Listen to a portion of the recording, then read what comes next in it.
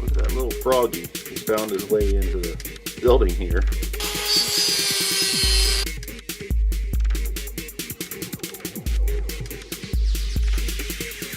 Solvent tank, boys and girls, you got to get one. It's really amazing. Can't tell you how happy I am to have one.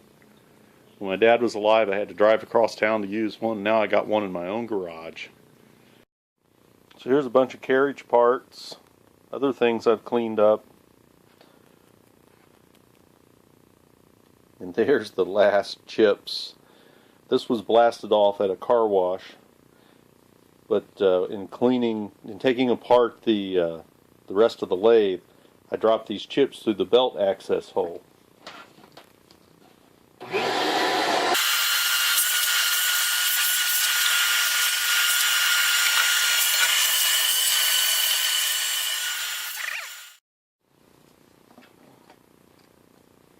There it is.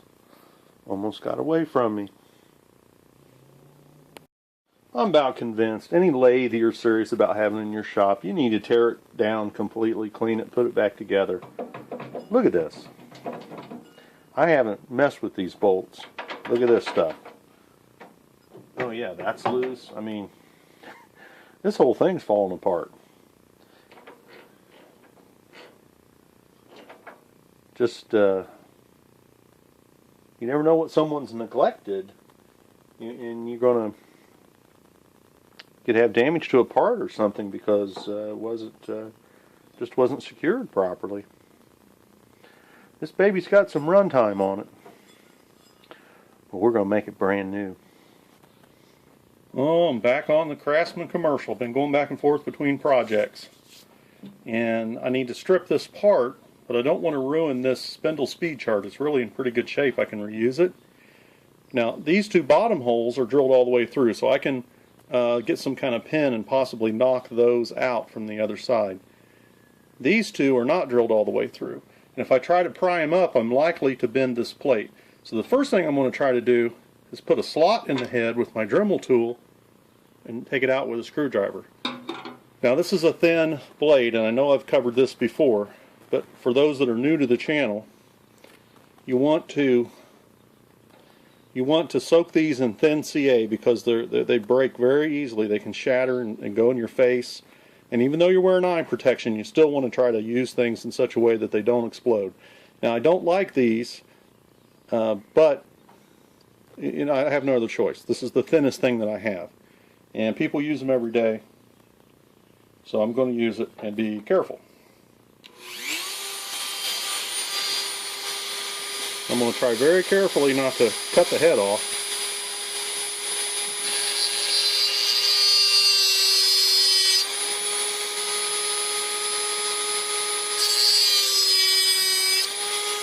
Or mark my plate. There we go. I think I've got it about as deep as I dare go. Let's get this other one.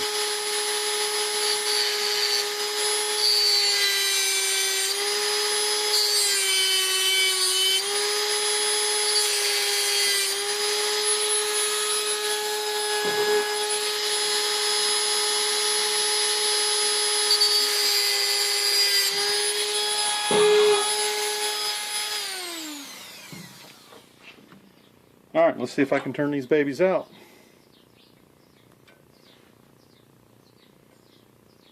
They have a thread on them. Ooh, didn't turn.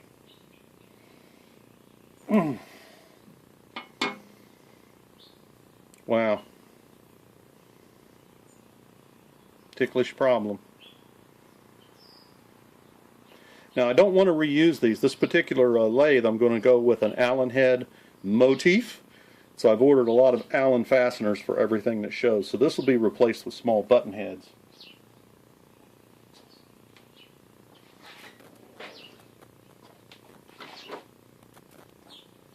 See if I can get a screwdriver with a bigger handle after it. Oh, I thought I had it.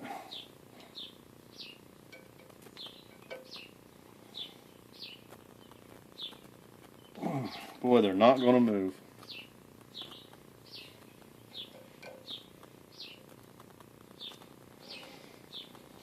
Let's see, I think I can take that one deeper.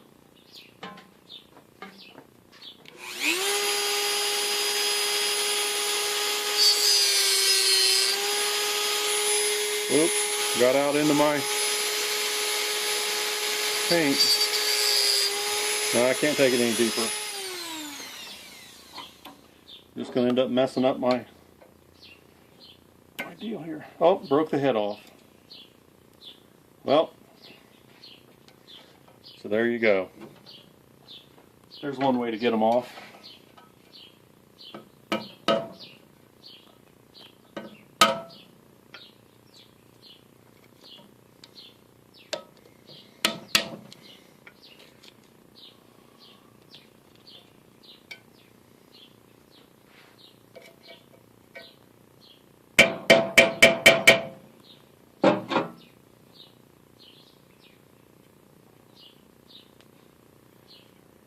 Boy, just can't get that off of there.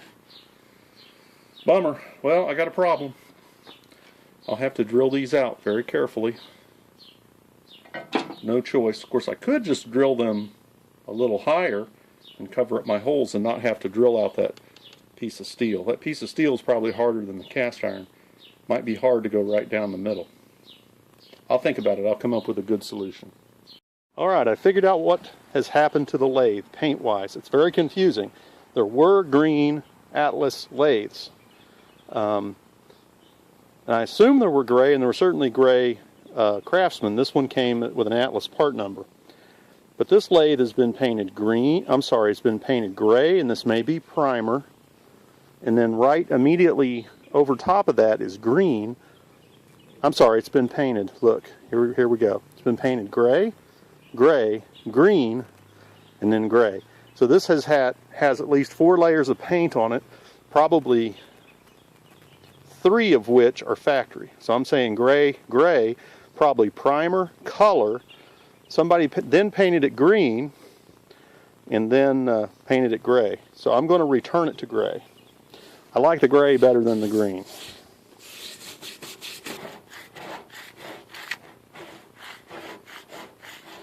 Using Citri strip, which it looks like it's done about most of 3 layers of paint. I'm going to have to do it again to get this bottom layer.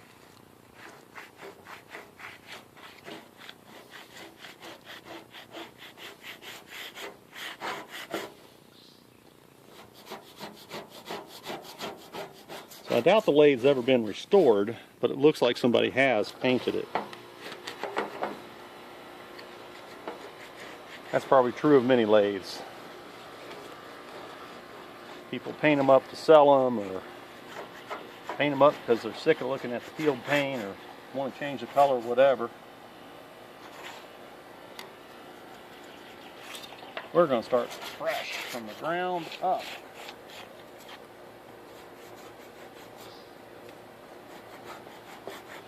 It's going to take me a while to get this thing stripped down. This will probably take weeks of my spare time. We'll see. I'll try to do something on it every day if I can. Got a lot of individual parts to do though. Here's the results of Citri strip on 4 layers of paint.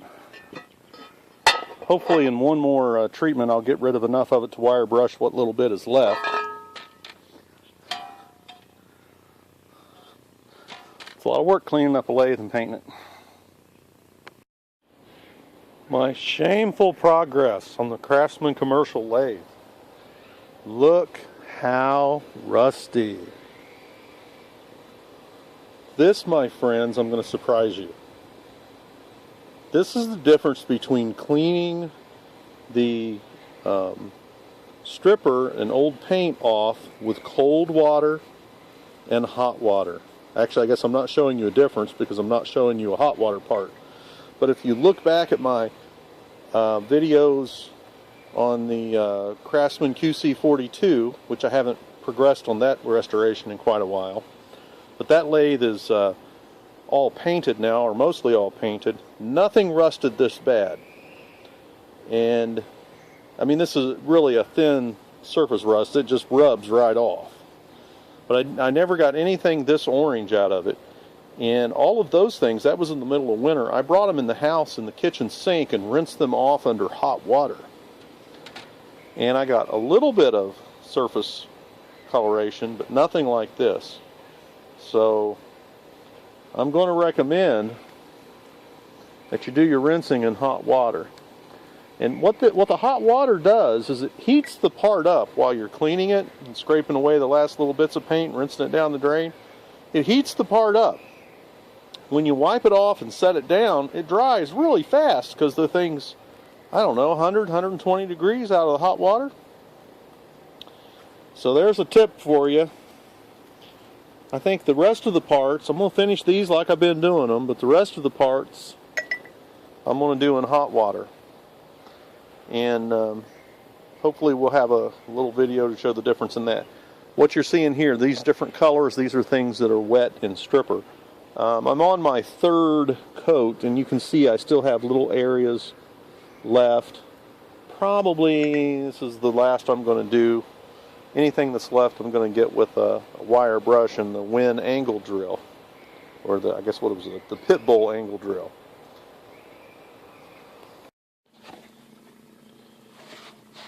Well, remember I showed you my very rusty parts. What was just really very thin film that came off real easy. And here's a comparison of two parts. One I've mostly finished cleaning and one I haven't touched. And you can see right here how easily this thin flash of rust cleans off.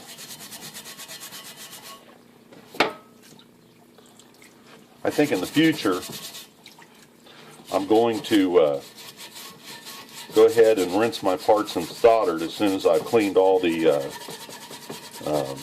paint stripper off of it, just so it gets a protection from flash rusting. Means I got to clean them a little more thoroughly before I spray paint them. It'll save me wire brushing off all of this flash rust. You can also use Scotch-Brite to do it. And I'm not even holding that part, so I'm not using a lot of pressure. But that's how easy it cleans up. So even though it looks horrible, it's just a real micro thin layer. But I think in the future I'm going to take advantage of my parts cleaner for overnighting the parts so that they don't build up that rust.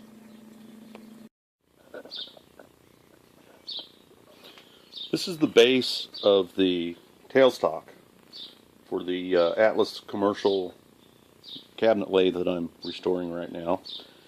And this has a drive screw on each side that lets you slide the tailstock in and out or left and right to line it up with the headstock. And someone has replaced this hardened bolt here with a piece of all thread. And since I'm going with a Allen motif on this lathe for everything, I'm going to be removing this and throwing it away. I wouldn't reuse this bolt anyways. It's because it's a soft piece of all thread, it's been mushroomed on the inside, and you can't turn it out of the thread, okay, very easily. So I need to get I need to grab a hold of this, and one thing I'm going to do here is try to put a rethreading die down it, or a threading die down it. Can't get a nut to start. See if I can clean up the end threads so I can double nut it and get it out of here.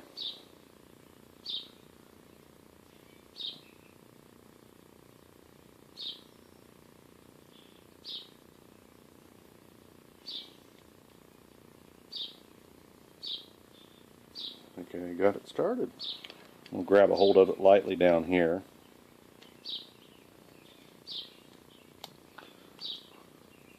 Even though I'm not going to use this on the lathe, I don't want to ruin the piece of material. It'll go in my nut and bolt bin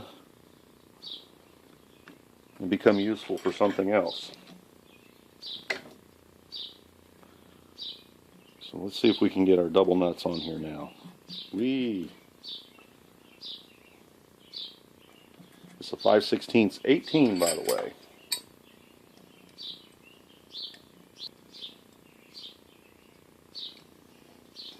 So I've double nutted that. Now I can take the bottom nut Use it to pull it out. Perfect. Okay, the one on the other side, I believe, is an original factory part, and one of the clues is the slot is in the middle of the part. This slot was not in the middle. This will probably come right out of here. I doubt that the end threads are damaged at all.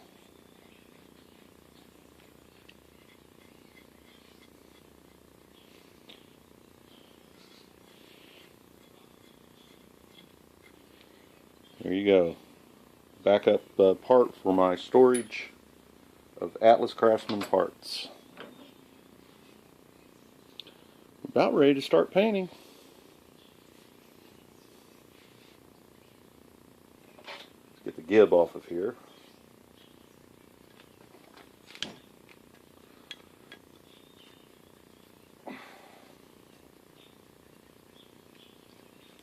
This lathe was so full of junk, there's even something, piece of metal in the slot of this screw.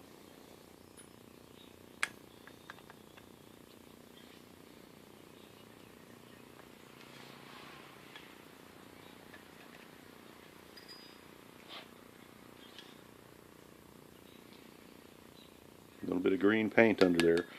I believe this, I've seen a lot of evidence on the color of this lathe, and this green paint, although there was a version of this lathe that was green, this would have never been on a machined surface from the factory.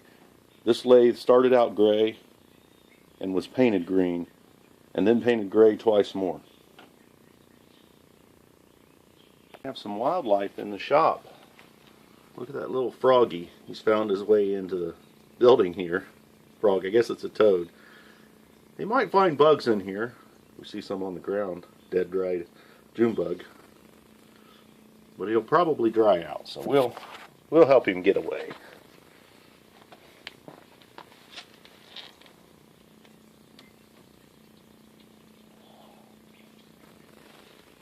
Don't pee on me, little froggy.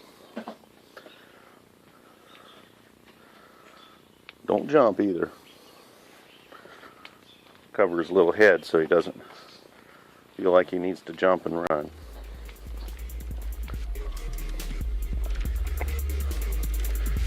There you go, little toad.